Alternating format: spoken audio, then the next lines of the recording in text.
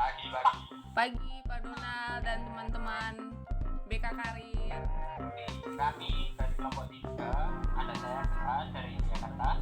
Ada saya Dea dari Tanjung Pinang. Saya Arus dari Wangi. Nah, hari ini kita akan membahas tentang asesmen kebutuhan permasalahan bidang belajar siswa. Banget. Karena kemarin kita susun belajar teori dan teori belajar. Hari ini kita akan belajar asesmen kebutuhan. Jadi teman-teman. Nah, buat yang udah penasaran banget sama materi kita, just keep on watching.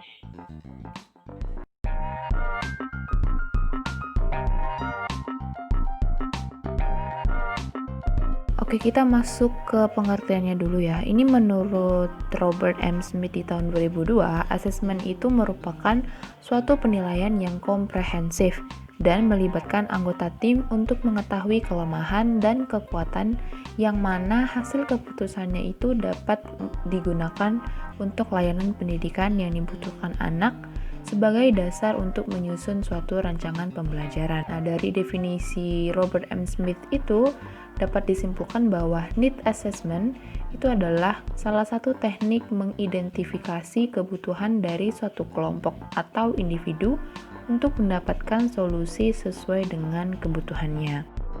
Kemudian ada bentuk-bentuk asesmen itu ada dua ya. Ada asesmen teknik tes dan asesmen teknik non-tes. Nah, asesmen teknik tes ini udah pernah kita pelajari di semester 4 ya. Nah, ini sekilas aja akan kita bahas. Teknik yang pertama, teknik tes itu ada pertama teknik prestasi. Ini untuk memberikan keputusan penting pada pendidikan dan karir siswa biasanya. Terus ada tes bakat. Nah, tes bakat ini untuk mengukur potensi seseorang ya untuk mencapai aktivitas tertentu.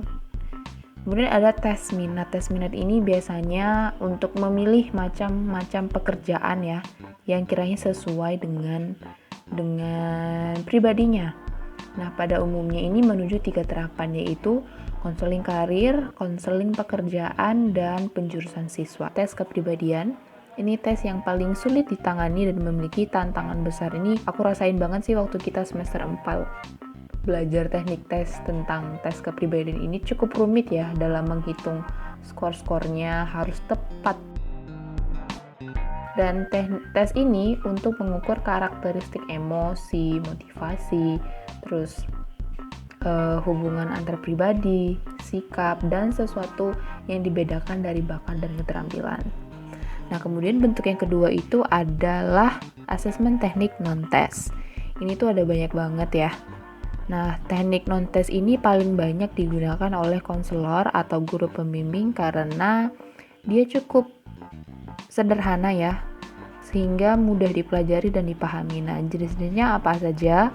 Ada DCM atau daftar cek masalah. Kemudian ada AUMU, ini singkatan dari alat ungkap masalah umum. Kemudian ada alat ungkap masalah PTSDL, ini alat ungkap masalah belajar. Kemudian ada wawancara atau interview. Kemudian ada ITP atau inventory tugas perkembangan, ada angket atau kuesioner, ada observasi, dan terakhir ada sosiometri. Nah, asesmen ini menjadi salah satu cara untuk membantu peserta didik dalam penyelesaian masalahnya di sekolah. Nah, kita udah tahu nih pengertian dari asesmen kebutuhan. Selanjutnya kita ingin tahu apa itu arti dari masalah belajar ya. Jadi masalah belajar ini adalah suatu kondisi yang menghambat kelancaran proses belajar siswa. Jadi kondisi tersebut itu berkaitan dengan dirinya sendiri maupun dengan lingkungan yang tidak menguntungkan untuknya.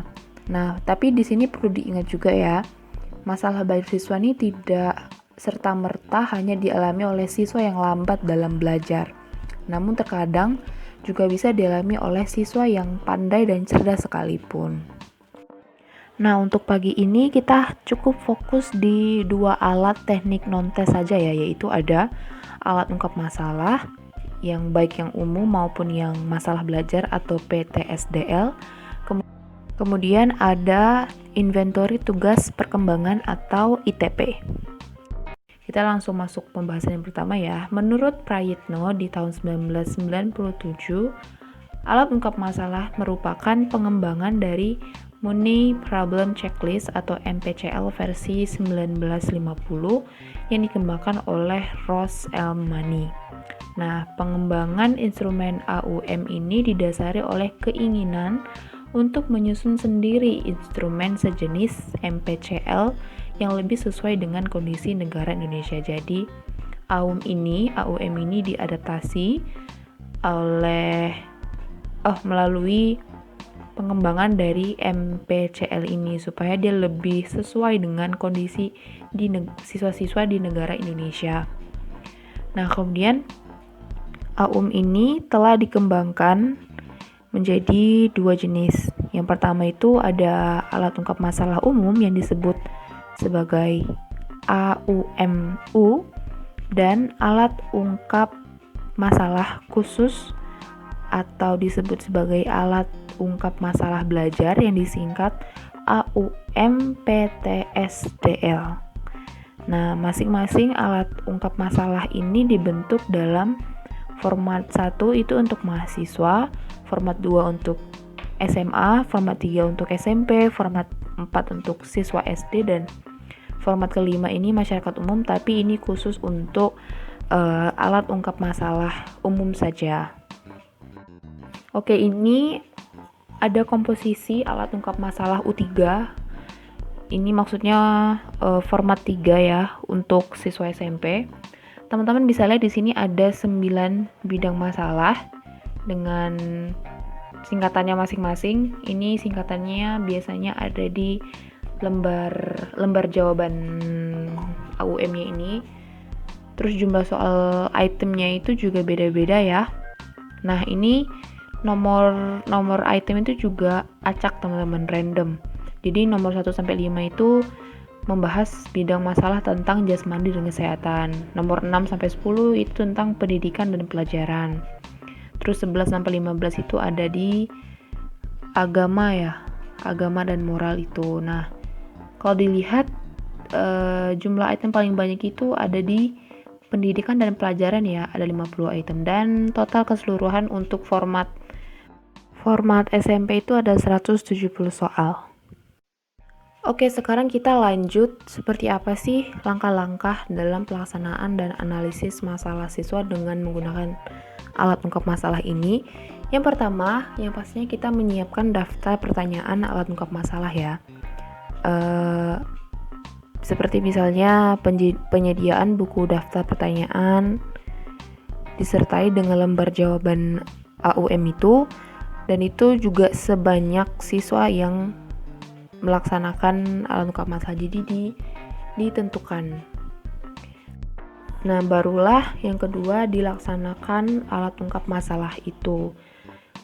Biasa juga dengan dibacakan petunjuk dulu ya oleh guru pembimbing agar siswa pengisi alat ungkap masalah ini memperoleh pemahaman yang lengkap tentang apa itu AUM, mengapa perlu dilakukan, dan bagaimana kerja alat ini, serta kegunaannya dalam rangka pelayanan bimbingan belajar. Maka petunjuk pekerjaan itu dapat diperluas penjelasannya dengan disertai berbagai ulasan contoh dari guru pembimbing. Kemudian yang ketiga, itu kita mulai mengolah data-data alat ungkap masalah. Jadi hasil pengerjaan alat ungkap masalah itu harus segera diolah ya, untuk selanjutnya dipergunakan dalam memberi bimbingan belajar terhadap siswa yang bersangkutan. Nah, jadi hasil AUM ini harus telah diolah paling lambat itu 1 minggu. Karena jika tertunda, alat ungkap masalah itu akan kadaluarsa dan tidak cocok lagi dengan kebutuhan siswa yang telah berubah. Jadi kesegeraan dalam pengolahan hasil alat ungkap masalah ini akan menjunjung asas kekinian dalam BK. Nah, kemudian Pengolahan hasil pengerjaan alat ungkap masalah ini dapat dilakukan baik dengan cara yang manual atau dengan komputer. Yang pertama itu biasanya dengan data individual. Ini dengan cara memindahkan nomor item yang ditandai dari lembar jawab ke format pengolahan individual. Jadi udah ada format pengolahan individual, jadi kita tinggal masukkan nomor-nomor item yang ditandai siswa. Yang kedua, menggunakan data kelompok, yaitu dengan memindahkan jumlah masalah yang terdapat pada format individual untuk semua siswa dalam satu kelas. Jadi setelah dimasukkan ke data individual itu dimasukkan lagi ke dalam format satu kelas gitu ya. Nah, kemudian dicarilah jumlah keseluruhan, persentase, dan rata-ratanya. Data individual ini lebih rahasia ya ketimbang data kelompok, karena kan data individual sifatnya lebih ke pribadi siswa, jadi nggak bisa semua siswa tahu masalah siswa lain itu apa dalam belajar. Nah, tapi bukan berarti data kelompok ini bisa ditaruh sembarangan ya, tapi tetap harus disimpan dan dipelihara dengan rapi. Kemudian langkah yang keempat itu adalah penyampaian hasil alat ungkap masalah kepada siswa. Nah, biasanya penyampaian data kelompok ini dalam format klasikal ya, atau bimbingan kelompok di kelas atau bisa juga di luar kelas. Mungkin kalau yang data individual bisa lebih privasi, lebih pribadi dengan guru pembimbingnya. Oke, kemudian apa saja sih manfaat dari penggunaan alat ungkap masalah ini? Nah, menurut Gantinia di tahun 2016, yang pertama, guru BK lebih mengenal siswanya yang membutuhkan bantuan segera. Jadi dengan asesmen teknik ini, alat ungkap masalah ini, guru BK jadi lebih tahu gitu kebutuhan siswa atau prioritasnya dari seorang siswa itu apa gitu, dan segera ditangani, segera diberi topik bimbingan. Manfaat yang kedua, guru BK memiliki peta masalah individu maupun kelompok. Jadi kan setiap anak itu kan punya masalah belajar yang beda-beda ya. Jadi guru BK itu punya catatan sendiri gitu tentang siswa A, siswa B, maupun yang satu kelasnya atau satu kelompok. Manfaat yang ketiga adalah hasil alat ungkap masalah ini dapat dijadikan sebagai landasan pemantapan bimbingan kelompok belajar yang sesuai dengan kondisi dan kebutuhan siswa. Nah, ini adalah salah satu tujuan kita ya mempelajari asesmen kebutuhan permasalahan bidang belajar siswa. Tujuan itu salah satunya ya ini. Kemudian manfaat yang keempat dan terakhir, siswa dapat memahami sejauh mana dirinya memerlukan bantuan atau tidak. Jadi siswa benar-benar mengerti bahwa masalah belajar aku di sini. Kemudian apa sih tindakan yang harus aku lakukan? Nah, apakah aku perlu bantuan atau tidak gitu. Jadi siswa bisa mengerti lewat alat ungkap masalah ini. Nah, buat teman-teman yang penasaran seperti apa itu bentuk atau contoh lebih lengkap dari alat ungkap masalah ini, teman-teman bisa cek link ini ya, atau nanti akan kami cantumkan di description box. Nah, untuk asesmen kebutuhan yang kedua yaitu ITP atau Inventory Tugas Perkembangan. Menurut Sunario, DKK, Inventory Tugas Perkembangan adalah instrumen yang digunakan untuk memahami tingkat perkembangan individu. Penyusunan ITP juga dimaksudkan untuk menunjang kegiatan bimbingan dan konseling di sekolah. Namun dapat juga digunakan untuk mengetahui tingkat perkembangan anak-anak dan pemuda pada umumnya. ITP disusun dalam bentuk 4 buku inventory, masing-masing tingkat SD, SMP, SMA, dan perguruan tinggi. Selanjutnya yaitu aspek-aspek perkembangan yang diungkap di dalam Inventory Tugas Perkembangan atau ITP. Yang pertama, landasan hidup religius. Kedua, landasan perilaku etis. 3, kematangan emosional. 4, kematangan intelektual. 5, kesadaran tanggung jawab. 6, peran sosial sebagai pria atau wanita. 7, penerimaan diri dan pengembangannya. 8. Kemandirian perilaku ekonomi, 9. Wawasan dan persiapan karir, 10. Kematangan hubungan dengan persebaya, 11. Persiapan diri untuk menikah dan hidup berkeluarga. Selanjutnya yaitu tingkatan perkembangan dalam ITP. Yang pertama, tingkat impulsif, pola perilaku menuntut. Memiliki ciri-ciri identitas diri sebagai bagian yang terpisah dari orang lain, pola perilaku menuntut dan tergantung pada lingkungan sebagai sumber ganjaran dan hukuman, serta berorientasi sekarang atau tidak berorientasi pada masa lalu dan masa depan. Individu tidak menempatkan diri sebagai faktor penyebab perilaku. Yang kedua, tingkat perlindungan diri atau mengikuti aturan. Memiliki ciri-ciri peduli terhadap kontrol dan keuntungan yang dapat diperoleh dari berhubungan dengan orang lain. Mengikuti aturan secara oportunistik dan hedonistik. Prinsip menyenangkan diri. Berpikir tidak logis dan stereotip. Cenderung melihat kehidupan sebagai zero-sum game.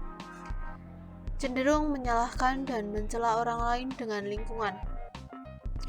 Yang ketiga, tingkat konformistik, stereotip, peduli dengan penampilan.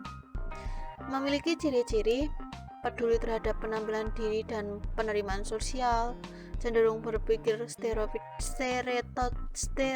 dan klise, peduli akan peraturan eksternal, bertindak dengan motif dangkal atau untuk memperoleh pujian, lalu menyamakan diri dalam ekspresi emosi, kurang introspeksi, perbedaan kelompok didasarkan atas ciri-ciri eksternal, takut tidak diterima kelompok, tidak sensitif terhadap keindividualan, dan merasa berdosa jika melanggar aturan. Yang keempat, tingkat sadar diri atau melihat harapan. Ciri-cirinya yaitu mampu berpikir alternatif, melihat harapan dan berbagai kemungkinan dalam situasi, peduli untuk mengambil manfaat dan kesempatan yang ada, orientasi pemecahan masalah, memiliki cara hidup, penyesuaian terhadap situasi dan peranan. Lalu yang kelima, tahap saksama, memiliki tujuan jangka panjang dengan ciri-ciri bertindak atas dasar nilai internal, mampu melihat diri sebagai pembuat pilihan dan pelaku tindakan, mampu melihat keragaman emosi, motif, dan perspektif diri, peduli akan hubungan mutualistik, memiliki tujuan jangka panjang, cenderung melihat peristiwa dalam konteks sosial, berpikir lebih kompleks dan atas dasar analisis. Lalu yang keenam, tingkat individualistik atau sadar akan konflik emosional. Ciri-cirinya peningkatan kesadaran individualitas, kesadaran akan konflik emosional antara kemandirian dengan ketergantungan, menjadi lebih toleran terhadap diri sendiri dan orang lain, dan mengenal eksistensi perbedaan individual. Yang terakhir, nomor 7, tahap otonomi, realistik objektif. Ciri-cirinya memiliki pandangan hidup sebagai suatu keseluruhan, cenderung bersikap realistik dan objektif terhadap diri sendiri maupun orang lain, dan peduli akan paham abstrak seperti keadilan sosial. Lalu selanjutnya yaitu karakteristik ITP atau inventory tugas perkembangan. Yang pertama, ITP berbentuk angket, terdiri dari kumpulan pertanyaan, masing-masing nomornya terdiri dari 4 butir pertanyaan. Tingkat perkembangan siswa bisa dilihat dari skor yang diperoleh pada setiap aspek. Besar skor yang diperoleh sama dengan tingkat perkembangan siswa.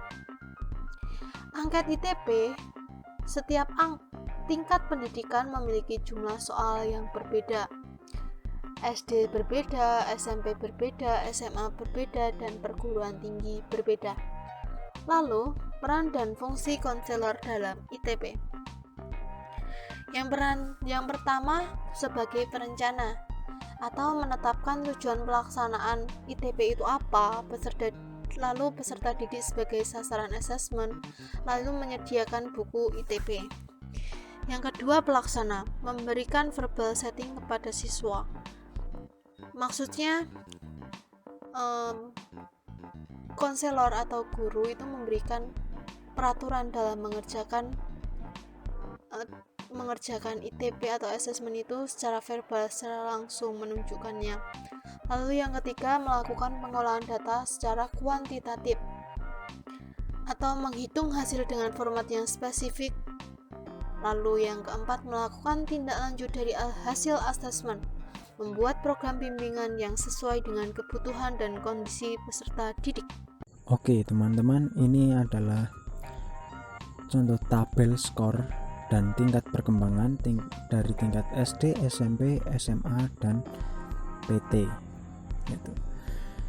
Oke, ini adalah tabel ITP atau inventory tugas perkembangan. ITP atau inventory tugas perkembangan, langkah-langkah pelaksanaan analisis masalah siswa dengan ITP yaitu 1. Menyiapkan buku ITP dan lembar jawab sesuai dengan jumlah siswa dalam kelas. 2. Pelaksanaan pengerjaan ITP paling cepat 20 menit dan paling lama 40 menit.